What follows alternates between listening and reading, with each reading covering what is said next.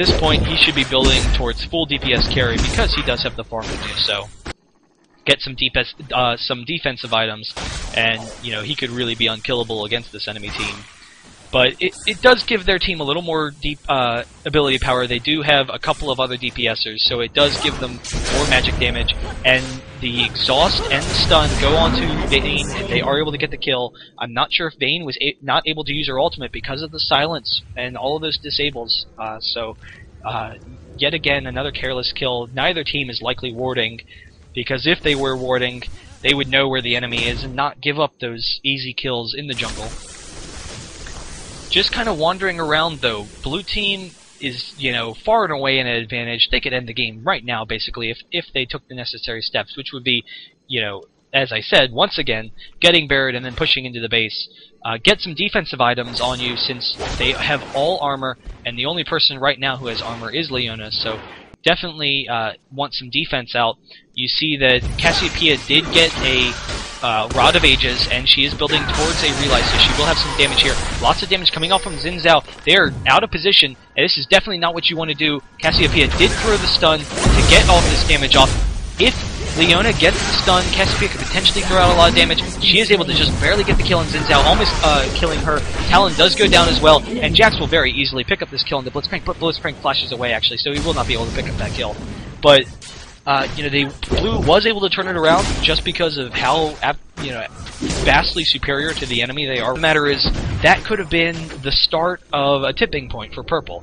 When you're in the lead, you want to do everything in your power to continue pushing your lead and, exerting your presence around the map and not give your enemy a chance to come back.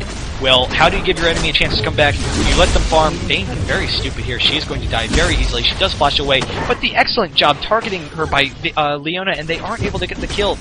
Leona probably could have walked up with her, but, actually, it was a smarter decision for her to stay back. Don't want to give the enemy team kills, but that kind of goes back to what I was saying.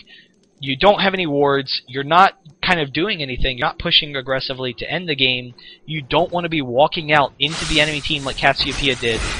Death on Cassiopeia there when she's in a really just terrible situation. All of a sudden they get one death, maybe another person, you go, oh, one death, no big deal. Another person gets caught out of position, that's 2 deaths. Third person gets caught out of position, that's, 3 deaths, and then very slowly the enemy team starts getting their farm and starts building back against them. This game is really dragging on too long right now, giving that the enemy some time to farm. Twitch is wandering around top. Twitch does have the so Twitch will hopefully be able to get away pretty easily, and the movement speed from both Phantom Dancer and Mobility Boots. But they definitely need to be grouping up as a team and just ending this game.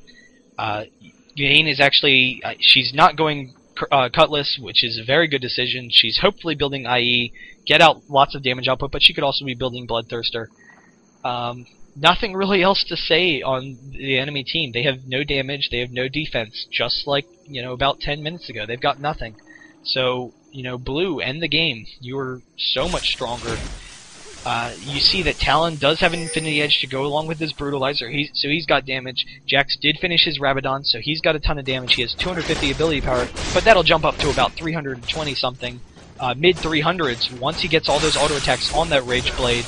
And so, because he scales so well with ability power and health, he's getting bonus health and, from his attack damage and ability power. And the Blitzcrank pull onto Leona, definitely not something you want to pull. She does throw her stun on the enemy team. Talon coming in, picking up the kill on the Vayne. They pick up the kill on the Talon. They get Tryndamere, they get Blitzcrank, they get Xin. That is everybody. They can push, take an inhibitor now. Actually the enemy's going to surrender, so they recognized this game was over. Even if I guess Blue didn't because they weren't pushing to end the game, Purple recognized it was over, and you see the surrender going off.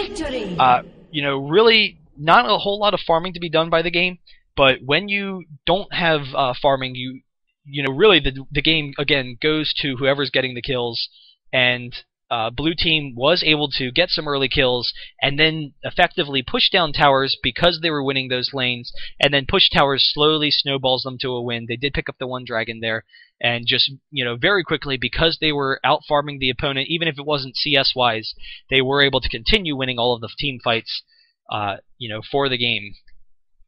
I am Baron von Richthofen, and I'm signing off.